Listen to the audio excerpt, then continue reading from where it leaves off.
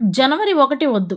ఉగాది ముద్దు. కొత్త ఏడాది అంటే మనకు జనవరి 1 కాదు. భారతీయ సంప్రదాయం అనుసరిస్తే, తెలుగువారి పండుగల ఆచారం అనుసరిస్తే ఉగాదే కొత్త ఏడాది. అందుకు తగ్గ ఋతువర్ణన ఉంది. శాస్త్ర వర్ణన కూడా ఉంది. కానీ మన వాళ్లకు పరభాష మోజు, పర సంస్కృతి మోజు. కనుక వీరంతా జనవరి 1న రోడ్లపై ఒళ్ళు మరిచి తిరుగుతూ ఉంటారు. అర్ధరాత్రి నృత్యాలు, అర్ధరాత్రి తాగి ఇంటికి చేరుకోవడాలు, వీటిని దాటి ఈ ఇంగ్లీషోళ్ల పండుగకి ఏమైనా ప్రత్యేకత ఉందా? మనది కాని సంస్కృతిని మనం నెత్తిన పెట్టుకుని జీవితాలను పాడు చేసుకుంటున్నాం. బాధ్యత మరిచి ప్రవర్తిస్తున్నాం. కన్నవాళ్లకు క్షోభను మిగులుస్తున్నాం.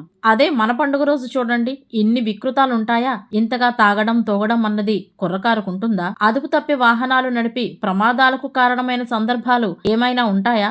ఒక్కసారైనా ఆలోచించండి. మన సంస్కృతిని మనం వదులుకుంటున్నాం. లేత మామిడి తోరణాలు, కోయిల కూజితాలు, ప్రకృతి పులకింతలు ఇవన్నీ చూసి మైమరిచిపోయే సందర్భంలో ఉగాది వస్తుంది. తెలుగునామ సంవత్సరం అన్నది అక్కడి నుండి ఆరంభమవుతుంది. ఆ రోజు నుండి మన జీవితాల్లో ఋతువుల ప్రభావం మారుతుంది. ప్రకృతి స్వైగాలతో పల్లె పులకిస్తుంది. అంతేకాదు, రుగ్మతలను నివారించే ఉగాది పచ్చడి, రేపటి వేళ మన నడవడికను తెలిపే పంచాంగ శ్రవణం, ఇవన్నీ తెలుగువారికే ప్రత్యేకం. అంత గొప్ప పండుగ వదిలి ఇంగ్లీష్ పండుగ పేరిట హ్యాపీ న్యూ ఇయర్ అంటూ మన సంస్కృతిని ఎలా వదులుకుంటాం?